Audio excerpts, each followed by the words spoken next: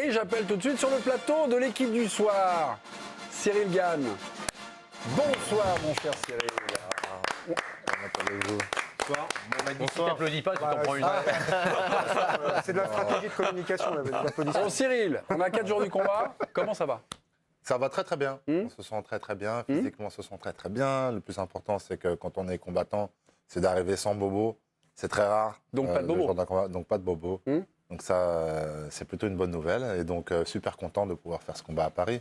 On a vraiment un sentiment vraiment de joie personnellement. Et donc j'ai vraiment hâte. Ah, le joie personnel, on en parlera dans quelques minutes. Tiens, j'ai une image comme ça à vous montrer. On est déjà samedi soir, d'accord? Regardez sur la chaîne L'équipe. Paf, vous allez rentrer. Est-il vrai, Cyril, que vous avez déjà préparé votre entrée samedi à l'Accor Hotel Arena avec des simulations, des sons d'ambiance, avec un préparateur mental? Est-ce que c'est vrai? C'est quoi les faire chercher? Les faire rechercher, non, c'est de la visualisation. La partie avec le préparateur mental, c'est de ne pas être surpris par aucune situation. Donc que ce soit la victoire, la défaite, visualiser l'entrée, le combat, etc. etc. C'est gérer les émotions? C'est en quelque sorte gérer les émotions, c'est ça. Ok. Ouais. On va regarder, on va faire un petit tour, un petit survol de Paris, parce que c'est la première réunion en France de l'UFC. Hein. Toutes les places se sont envolées en quelques minutes. Voilà, toute le Bercy, comme disent les vieux, bon, l'hôtel Accor Arena était rempli en quelques minutes chrono. En cas de victoire d'ailleurs, on m'a soufflé que l'UFC réfléchirait à créer une étape française. Ouais, bon. Greg Schneider, vous avez une question par rapport à ça, par rapport un peu à l'enjeu de Cyril et de son combat et par rapport à la discipline? Bah oui, parce qu'en fait, si ça se passe bien pour vous, samedi, on sent qu'il peut se passer des choses. L'UFC peut être intéressé par la France, c'est quand même un marché important. Vous êtes de facto un peu le porte-drapeau. Est-ce que c'est pas un surcroît de pression ou est-ce que ça parasite pas le sport pur? Non, j'ai de la chance de ne pas être atteint, d'être très détaché de ces choses-là. J'ai un amour pour mon sport et c'est ce qui passe avant tout. J'ai hâte d'être le jour J pour combattre, pour montrer mon art, pour gagner. Il est vrai que si jamais je gagne, ça peut inciter à revenir, mais pas que moi. Pas que moi. La vérité, c'est qu'aujourd'hui, on a eu un indice qui est très révélateur, c'est qu'on a vendu les places en quelques minutes. Oui. C'est des milliers de places vendues en quelques minutes. C'est bien que ça veut dire quelque chose. Cette mise en scène de la violence et de la dangerosité, est-ce que ça contribue, ça? La vérité, c'est que non. Ce qui plaît dans ce sport-là, alors il va y avoir une partie des fans, oui, qui aiment bien la violence, qui sont attirés par ça. Mais d'ailleurs, je vous invite, parce que je pense que vous n'avez pas trop l'habitude de ce sport-là, mais Arès, c'est une ligue française dont je fais partie. On fait des événements tous les mois. Venez passer à une soirée MMA et vous allez voir comment c'est intéressant. Vous allez voir comment c'est un réel jeu d'échecs. Quand je vois ces images, ça me stresse. Voilà, j'ai du mal à regarder. J'ai du mal à regarder un boxeur, les genoux qui bloquent la tête et en train d'allumer, de fracasser la tête de son adversaire. Parce que t'en es pas capable, quoi. Bah déjà. Et surtout, je me mets à la place de son adversaire. Je me dis, merde, comment il va faire, quoi, il est en train de le tuer. Enfin, et c'est vrai que, alors, je ne sais pas si c'est de l'empathie, de la peur, du stress, mais vous nous dites, j'invite à aller voir. Je crois que j'aurais du mal à y aller parce que je trouve que la notion de violence dans ce sport est, pour moi, à mes yeux, beaucoup trop présente par rapport à la notion d'art que vous décrivez. Cyril, par rapport à la boxe, c'est plus, moins dangereux, autant, enfin voilà, c'est des C'est sports moins de combat. dangereux que la boxe anglaise. Ah ouais? Oui, largement moins dangereux que la boxe anglaise. C'est-à-dire qu'on a plus de contusions réparties sur tout le corps, certes, mais c'est moins dangereux qu'une carrière de boxe anglaise, et de loin. Aujourd'hui, la boxe anglaise, on est ciblé uniquement à la tête, et on sait très bien que les gars sont extrêmement forts pour viser le haut du corps, donc corps et tête, et qu'on finit à une fin de carrière avec beaucoup plus de dégâts. On sait très bien que la partie la plus importante du corps humain, c'est le cerveau. Mais au-delà de ça,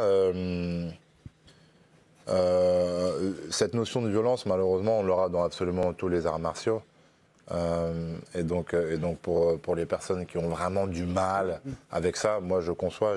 Après, c'est peut-être lié aussi au décorum, la mise en scène. Non, ça, c'est pas vraiment de la mise en scène, c'est surtout aujourd'hui, si on avait des cordes comme en boxe anglaise, on passerait à travers. D'ailleurs, ça arrive même en boxe anglaise, que des gars passent à travers. Alors imaginez avec des projections de lutte, de MMA, etc. on serait tout le temps en bas du ring. Question de Nabil Gilles, parce qu'évidemment, Question et Cyril... remarque. Remarque. Question, remarque. Non, mais déjà, moi, c'est vrai que j'avais quelques freins il y a quelques années à regarder le MMA, mais avec le temps, en fait, j'ai appris à aimer ça. J'ai même un peu délaissé la NBA la nuit pour regarder le MMA. C'est vrai, tu as raison. C'est vrai que les arbitres interviennent assez rapidement. De plus en plus, en ouais. fait. C'est ça aussi que je voulais dire, c'est qu'il y a quelques années, c'est un sport très jeune, c'est un sport qui a à peine 30 ans. Donc il a eu énormément d'évolution en très peu de temps. Aujourd'hui, avant, il n'était pas forcément très bridé. D'ailleurs, on appelait ça du free fight. Ouais. Aujourd'hui, ça s'appelle du MMA. C'est un mélange de tous ces arts martiaux que vous connaissez déjà. Donc il y a les frappes au sol, mais comme beaucoup d'experts pourront dire, quand on est au sol, bon, j'ai été au sol pendant 10-15 minutes avec Francis Ngannou, la personne la plus puissante au monde, il ne m'est rien arrivé. Ouais. Parce que j'ai les atouts pour. Cyril, la C'est un dernière fois sport qu'on où s'était on peut se rencontrés, défendre pardon, même, la dernière non, fois qu'on s'est rencontrés, Cyril, c'était en janvier, c'était justement avant ce match. Vous avez perdu contre Francis Ouais, Ngannou. c'est juste avant. Il y avait une question de Nabil, je crois. Oui, c'était par rapport à ce combat, c'était ta première défaite, si je ne dis pas n'importe C'est quoi, ça, et la c'est seule ça, et c'est ça. l'unique, en espérant que ce soit la dernière. J'espère aussi. Même si on peut perdre et être champion du monde derrière, Oui, ce que oui, fait il y en a Ngannou eu par beaucoup, exemple. ouais. Je veux une petite immersion un peu dans ton intimité. Alors, je ne sais pas si c'est vrai, tu vas nous le confirmer ou pas. Il s'est dit qu'après le match, notamment dans ton vestiaire, tu avais versé quelques larmes ou des larmes. Est-ce que c'est vrai? Et qu'est-ce que ça signifiait à ce moment-là pour toi? J'ai même pas attendu le vestiaire. Quand on combat, on descend de la cage et on traverse les fans de la même manière quand on rentre. Et on passe directement par une case médecin pour se faire checker, voir si, comme s'il allait nous mettre des RTT dans temps de repos, avec main cassée, etc., etc. Bon, on va y aller tous pour Et dire. c'est à ce moment-là où je réalise que je viens de perdre mon combat, Ouais. qu'on était très proche, que ça s'est joué à rien du tout et que voilà, donc ça a duré à peine 10 secondes. J'ai lâché, Ouais. bon, ça s'est arrêté tout de suite. Et Décompression, quoi. ensuite, voilà, il y avait un mélange de plein de sentiments. Et c'était très enfantin comme réaction. Parce que je me suis rappelé quand j'étais jeune et que j'allais en tournoi de foot et que tu arrives en finale et que tu perds en finale et que tu pleures, bon, tu récupères tes récompenses de tournoi et puis tu rentres dans le bus et tu fais la fête dans le bus. Il s'est passé exactement la même chose. Ouais, c'est mon point commun avec vous. Non, j'ai pleuré, mais c'était au premier tour. Benjamin Corrèze, journaliste du Parisien, s'est intéressé à votre adversaire Taï Tuivasa. Ça sera samedi soir sur la chaîne d'équipe et à l'hôtel Accor Arena. Est-ce qu'il va vouloir copier Ngannou? Il n'était pas attendu au sol. Est-ce qu'à ton avis, en se disant, tiens, Ça peut être une possibilité, c'est ça qui est intéressant, c'est que Cyril, vraiment tout est-ce est que vous êtes possible. prêt à ça, en fait? Est-ce que vous êtes oui. prêt à un changement de tactique aujourd'hui, finalement, qu'il aille vous chercher au sol? Oui, et la réponse à cette réaction serait encore une fois le déplacement. Donc l'un dans l'autre, que ce soit sur le striking ou la lutte, on peut l'éviter avec le déplacement. Hervé Penaud, notre président de l'équipe du soir, qui cite les grands auteurs. Je crois que c'est Dana White, l'omnipotent patron de l'UFC. Oui, alors, on sait que Dana White, c'est le symbole de l'UFC, évidemment, hein, celui qui a mis ça en scène. Et on sait que lui, ce qui l'intéresse, c'est évidemment le spectacle. Et au début, il trouvait que tu n'en faisais pas tellement du spectacle. Hein, avant Rosenstruik, je crois, où il avait Sauf dit, ce fameux combat. après, il avait dit, bon, finalement c'est bien, mais c'est pas exactement ce que j'attends. Moi, je préfère à l'arrière qu'il y ait du sang plutôt que quelqu'un de très intelligent qui tourne. Du spectacle. Du spectacle. Donc, est-ce que tu as la sensation aujourd'hui, par exemple, pour un événement comme ça, où là tu portes, ce qu'on disait, tu portes un peu l'UFC sur tes épaules ici, est-ce que tu as l'obligation quasiment de mettre un KO ou de faire un combat spectaculaire? Pas du tout, j'ai aucune obligation. J'ai aucune obligation. C'est un boss qui tient une entreprise, donc forcément c'est plus arrangeant quand il y a un peu plus d'action dans un combat. C'est vrai que c'était un combat assez calme avec énormément d'observations, de touches, très prudent comme on peut voir en boxe anglaise. Ouais, bien sûr. Pour ceux qui regardent un peu la boxe anglaise, parfois il y a des combats où il ne se passe pas grand-chose, chacun gagne ses points et voilà. C'était ce style de combat-là. Mais pour autant, aujourd'hui, on ne me force aucunement à faire quoi que ce soit, aucune stratégie quelconque. Non, j'adopte ma stratégie et basta. Cyril, on a une question de Benjamin Aguillon, mais vous y avez peut-être déjà répondu, mais Benjamin regarde l'émission en direct. Donc vous avez été dominé à la surprise générale avec une tactique quand Ngannou donc, a misé sur la lutte. Il est allé vous prendre un peu le nez dans les jambes. Quelle tactique surprise pouvez-vous craindre de la part de Tuivasa, l'homme qui peut vous assommer en un coup? Une surprise, s'il y aurait une éventuelle surprise, ce serait celle de la lutte éventuellement. Ouais. Ce serait celle de la lutte. C'est vrai que c'est quelqu'un qui n'est pas très à l'aise au sol, beaucoup moins que moi. Mais ça pourrait être surprenant qu'il aille chercher le sol et qu'il aille tenter des choses. C'est pas impossible. D'accord, ok. C'est pas impossible. Hervé? Oui, est-ce que tu penses que Tuivasa fait plus mal qu'Ngannou ou pas?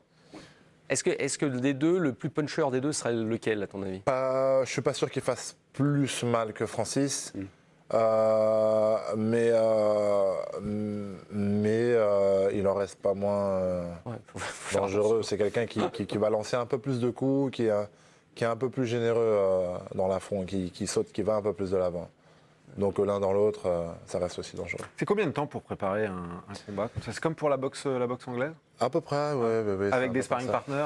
À peu près, c'est quoi? 2, 3 semaines, 6 semaines? On parle plutôt en mois, ça va être 1 mois et demi, 2 mois. Parfois, certains ont besoin d'un peu plus, 2 mois et demi, 3 mois. Mais bon, il faut C'est y quoi que aller. vous faites aujourd'hui? C'est quoi, Cyril? 113. T'as pris ou pas, non? Contre Ngannou, c'était quoi? C'était à peu près. C'était 100, 112. Vous avez pris 2 kilos? Ouais, mais je suis toujours à peu près dans les mêmes poids à chaque fois. 2 kilos, c'est pas. Il n'y a pas eu C'est un pas changement énorme, de méthodologie, non? Non, il n'y a pas grande différence. J'ai vu un de vos entraînements, on disait que vous aviez fait des travaux, des Ouais. petits entraînements, avec un peu de musculation. Enfin, Oui, on essaie de mettre ça en privilégier place. la frappe.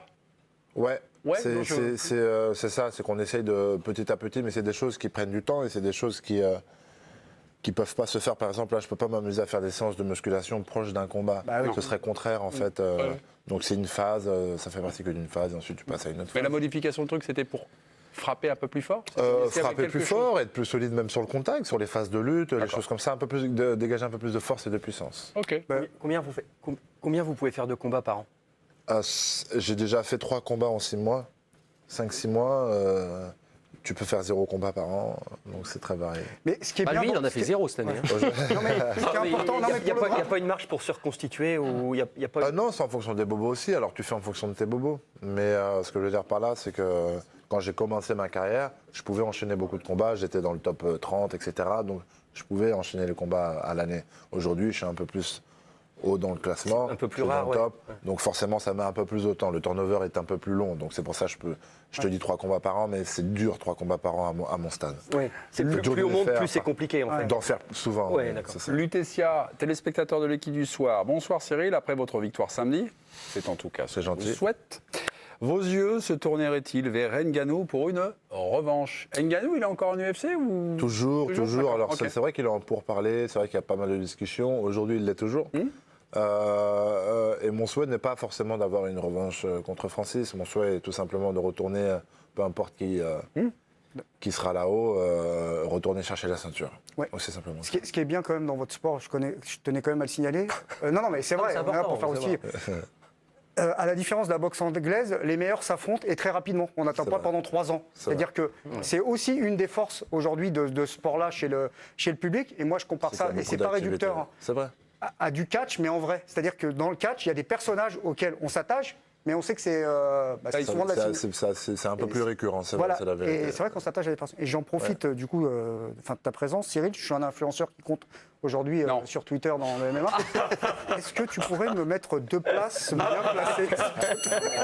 Non, ça c'est. Là, voilà. C'est osé, Non, c'est typiquement le truc. Non, mais ça le vaut carton champion, rouge. il a 4 jours de combat. Il va pas commencer. Non mais je cherche des places, il n'y a rien. Le champion C'est est dans dur de son trouver des combat. places, Restez ouais. tranquille. C'est Vous dur. allez regarder C'est sur la dur. chaîne L'équipe. Vous payez vos places, ça vous changera. Question, moi, parce qu'en fait, t'es en gros un athlète ultra complet. Tu joues au foot, t'es super bon au foot, tu fais du basket. Il veut super 2 bon places. au basket. Non, voilà. Malheureusement, je suis pas là, mais je me laisse payer. Il en veut 3, différence. Donc, dans tous les sports, t'es bon. T'as fait la boxe taille, monstrueux, le MMA, monstrueux. passe Et ça te dirait aussi d'aller en anglaise? Oui, bien sûr. C'est-à-dire que même la vérité, c'est que quand j'ai fait la transition de la boxe thaï au MMA, j'ai pas mal hésité avec un club de boxe anglaise. Je pensais aussi aller en anglaise. C'est des disciplines qui me plaisent également. C'est quelque chose que j'aime beaucoup. J'aime en général tous les sports. Mais pour le coup, bon, comme j'étais dans les sports de combat, j'ai vraiment hésité entre la boxe anglaise et le MMA à un moment C'est plus donné. lucratif aussi la boxe anglaise. C'est Ça plus dur, dépend à c'est quel- plus dur ouais. d'arriver au top, Ouais. et c'est seulement dans Ouais. le top Que ça devient très intéressant. que tu te mets bien. La boxe anglaise, quand tu n'es vraiment pas dans le paysage, Oui. c'est dur. C'est beaucoup Difficile plus de dur. construire une carrière. Et c'est vraiment dur d'aller chercher là-haut. Que dans le MMA, c'est un ascenseur social inégalable. Vraiment. Et une Samedi, Ah ouais. samedi, ce sera en clair, ce sera sur la chaîne L'équipe. On regarde votre combat, ça va être sympa à oui, regarder. bah oui, il faut regarder pas que le mien, il faut commencer dès le début de la soirée parce qu'il y aura de très très beaux combats, il y aura de nombreux Français et ça va être un beau show.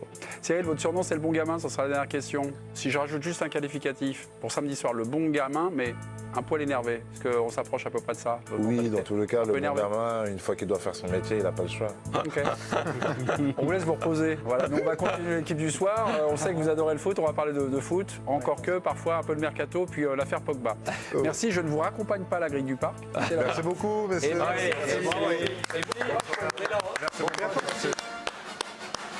C'était Cyril Gann.